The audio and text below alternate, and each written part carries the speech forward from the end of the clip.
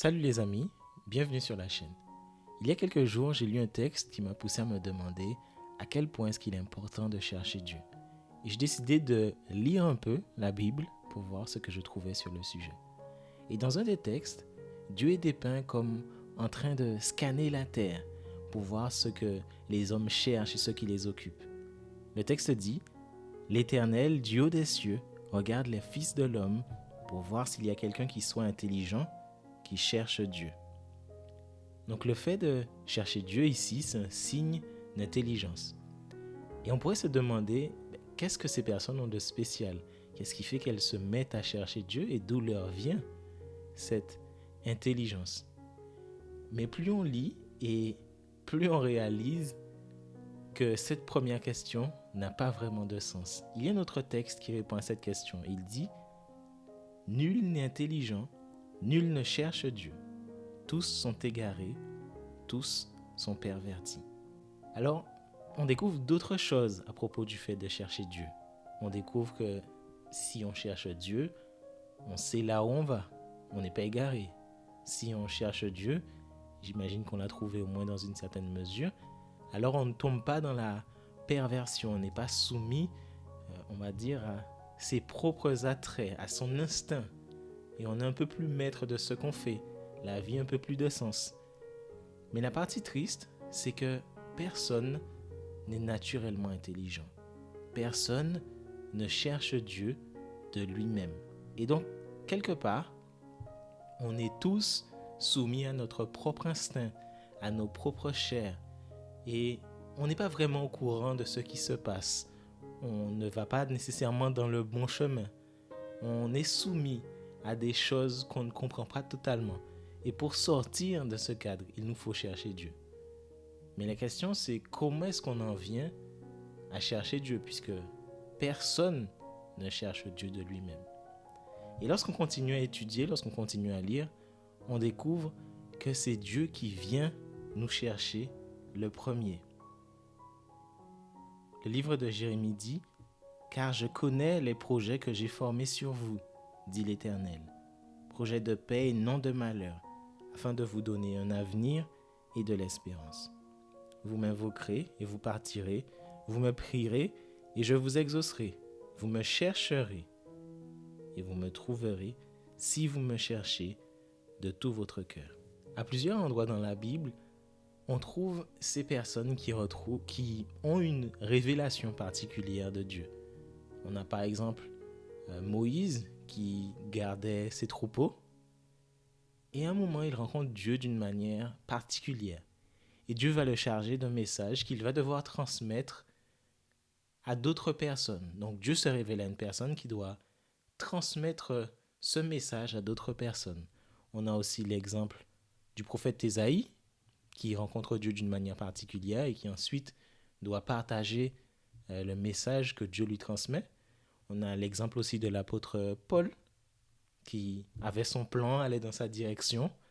Et lorsqu'on pense à son plan, on peut voir que c'est un plan qui est pervers. On peut voir qu'il était égaré parce qu'il n'avait pas encore cherché Dieu et trouvé Dieu surtout. Et donc, il va rencontrer Dieu. Et une fois qu'il a rencontré Dieu, il va partager le plan de Dieu. Il va partager l'amour de Dieu avec des personnes qui n'ont jamais rencontré Dieu. Et ces personnes, ou en tout cas une partie d'entre elles, vont accepter Dieu et le chercher de tout leur cœur.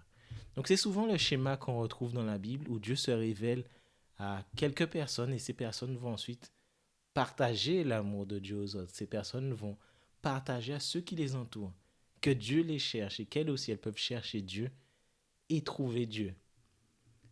Malheureusement, on est rarement ému par le fait que Dieu nous cherche.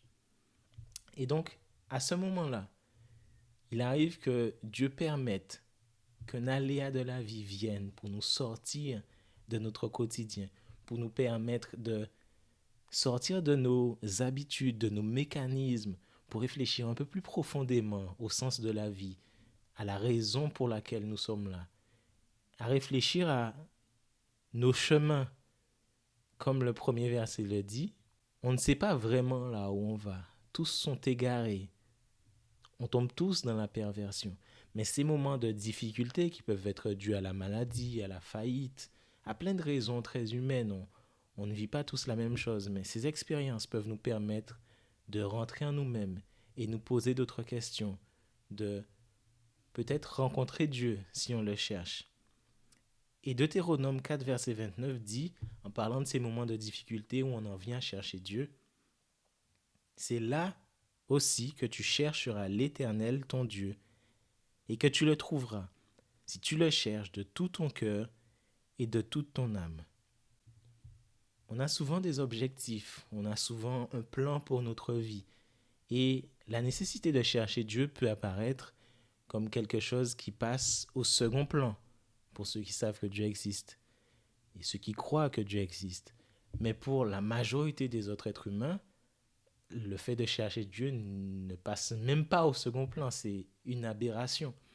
Et donc Dieu va permettre ces difficultés pour nous permettre de réfléchir.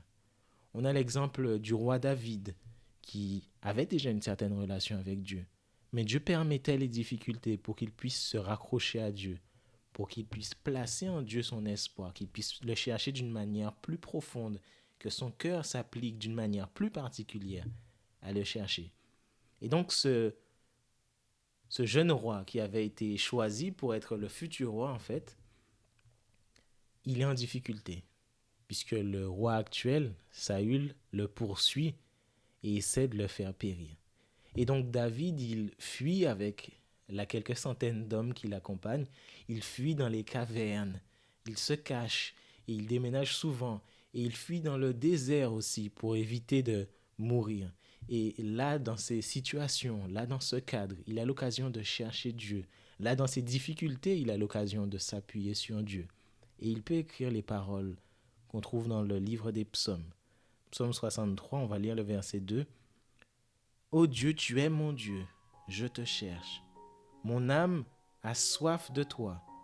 Mon corps soupire après toi, dans une terre aride, desséchée, sans eau. Et donc, les choses tristes de la vie, qui sont parfois les conséquences de nos mauvais choix, ou d'autres fois les conséquences des choix des autres. Parfois, quelqu'un n'a pas utilisé son intelligence et va boire et va causer un accident dans lequel on peut être impliqué. Donc, ce n'est pas directement la conséquence de nos choix. Mais ces moments de difficulté qui parfois sont terribles sont l'occasion de chercher Dieu.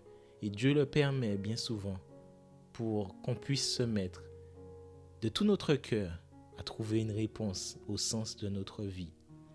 Et donc, la vie de façon générale est décrite comme une fenêtre d'opportunité pendant laquelle on peut chercher et trouver Dieu. Mais une fenêtre qui, à un moment ou un autre, va se fermer et il n'a plus d'occasion de trouver Dieu. Ésaïe 55, verset 6, « Cherchez l'Éternel pendant qu'il se trouve. Invoquez-le tandis qu'il est prêt. » Il y a un dernier aspect que je veux aborder quant au fait de chercher Dieu. Et cet aspect, il est un peu particulier et il m'a fait réfléchir. Et on le trouve dans le livre des Actes, Acte 17, verset 27. Et il est parlé ici de la volonté de Dieu et de la manière dont il fait que les hommes le cherchent. Il écrit, « Il a voulu qu'ils cherchassent le Seigneur et qu'ils s'efforçassent de le trouver en tâtonnant, bien qu'il ne soit pas loin de chacun de nous. » Et donc je me suis demandé, pourquoi est-ce que Dieu voudrait qu'on le cherche en tâtonnant? Pourquoi est-ce que Dieu ne se révélerait pas tout simplement, très clairement à tout le monde? Et pourquoi est-ce qu'on ne pourrait pas le trouver directement dès qu'on le cherche? Et en discutant avec un ami, j'ai compris que Dieu permet ça pour qu'on puisse. Dieu permet aussi ça, puisque je ne connais pas toutes les raisons derrière cette volonté de Dieu, mais Dieu permet aussi qu'on le cherche en tâtonnant pour qu'on puisse s'appliquer à le chercher, pour qu'on puisse s'appliquer à le comprendre, à comprendre sa volonté, et petit à petit se révèle à nous. On s'attache à lui. Petit à petit, notre relation avec lui grandit. Et de tout notre cœur, on peut le chercher, de tout notre cœur, on peut le trouver, de tout notre cœur, on peut l'aimer.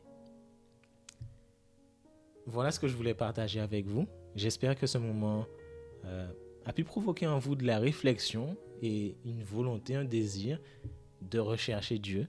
J'espère que Dieu se révélera d'une manière particulière à vous et que vous aurez envie d'en chercher plus, d'en savoir plus et que vous pourrez apprendre à l'aimer. Pour plus de moments comme cela, de réflexion à propos des thèmes que Dieu révèle dans sa parole, je vous invite à vous abonner et je vous dis à la prochaine. Bye bye.